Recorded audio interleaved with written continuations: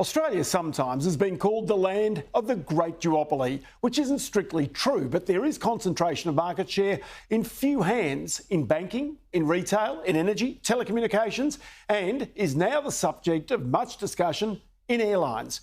But look, there is a balance between enough competition that drives efficiency and lower consumer prices and too much competition that could potentially drive companies to the wall. And that's where sometimes government has to step in to foster more competition or indeed to ensure that consumers aren't gouged by higher prices. Gina Cass-Gottlieb is the chair of the Competition and Consumer Regulator, the ACCC, and I caught up with her about all this week. For the ACCC, our perspective is monitoring first when we have a monitoring role. So either we have a regulatory monitoring role or we are looking because of our core responsibility to protect consumers and to ensure there is competition occurring. So we are monitoring, we're taking account in order to ensure that the conditions deliver workably competitive markets, and new entrants such as Bonza and Rex are able to access slots, airport services in monopoly airports to be able to compete.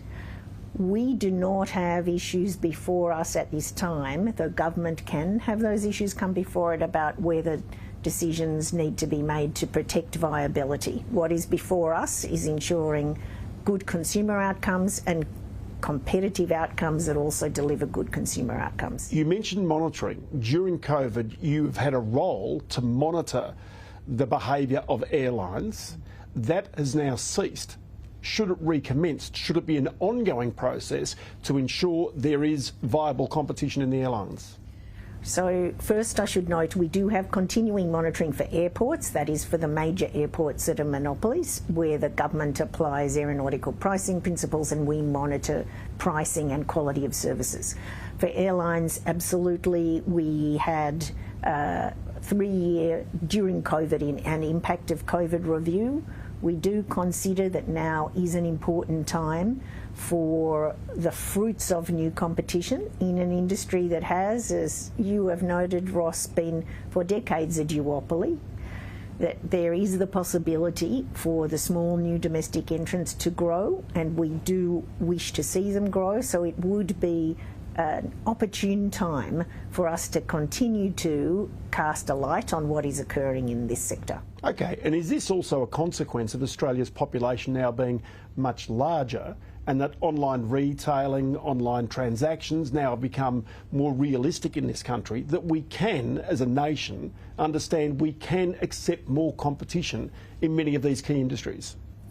We do. So firstly, we have a capacity through online retailing to access global providers. We also can see that with the reduction in some costs to serve, that you can have small entrants who pose very significant competitive constraint at their entry and as they grow, and the threat of their competition is very important.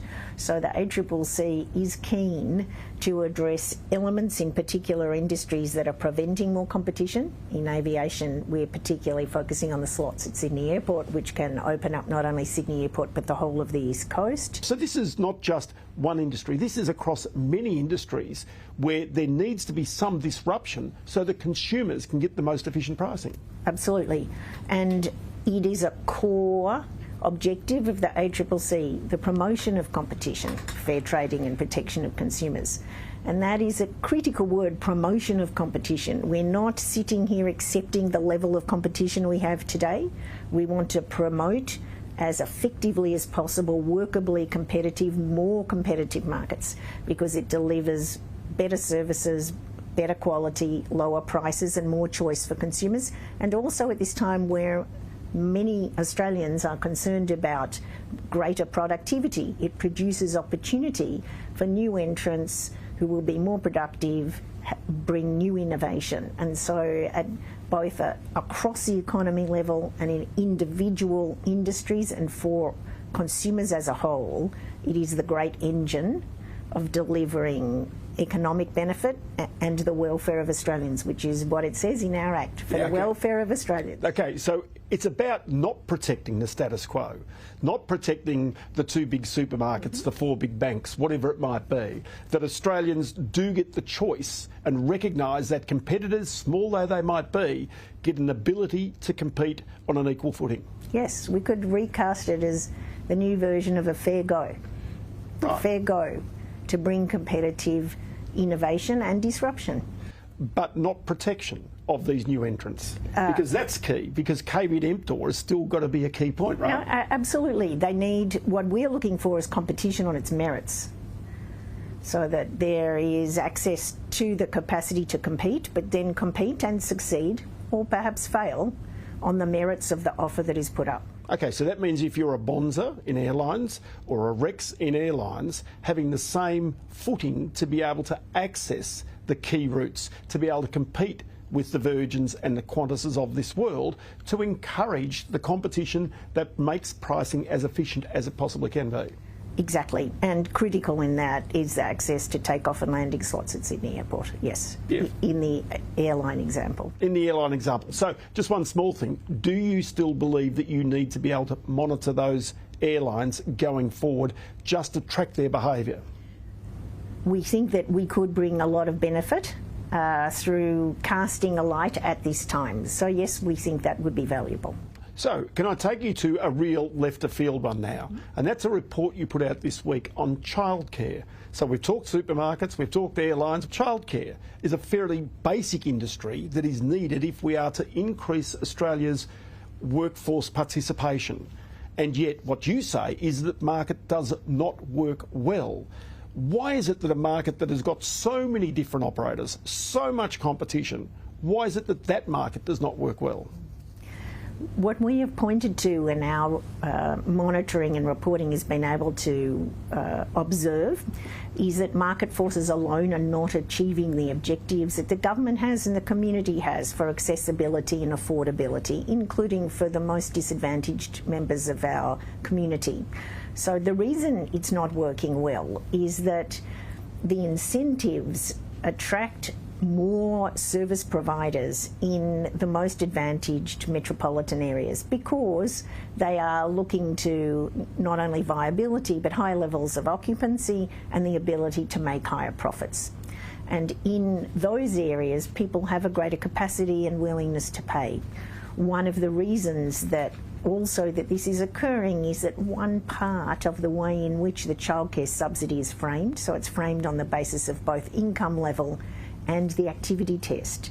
The operation of the activity test for people who either are not employed or underemployed, though they can qualify for activity on the basis of looking for work, that's sporadic. It's difficult to have a set number of hours every week looking for work as compared to if you're already in work and working 60 hours, 80 hours, however many hours someone is working.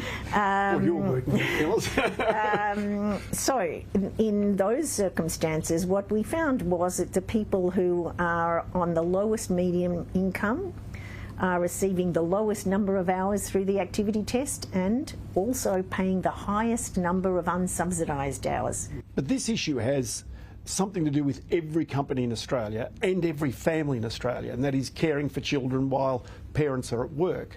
And yet one of the criticisms of the industry over a long period is that whenever government increases subsidies, the childcare fees simply go up, that there is no true competition. Because if there was competition, there'd be plenty of slots out there and prices ultimately would settle in some ways. Is there a lack of competition in the childcare sector? So yes, we have found that competition is muted, and one of the key reasons is the subsidy is existing, so there aren't pricing signals happening. Parents are, apart from low-income parents who undoubtedly are making a decision on the basis that they can't afford it, because the activity test is denying them the support they need. That's the great shame, isn't it? If low-income families can't afford the childcare, they then make a question about whether they go on welfare or whether they actually can afford to go to work, and that's not the right. That's not the right decision. It is not, and it's one of the key reasons we have in our draft recommendations proposed to government to reconsider and restate the policy objectives, and if it continues to be accessibility to childcare and affordability, thought needs to be given to the activity test and a rethinking. Gina Cass-Gottlieb, always good to chat to you. Many thanks for your time. My pleasure.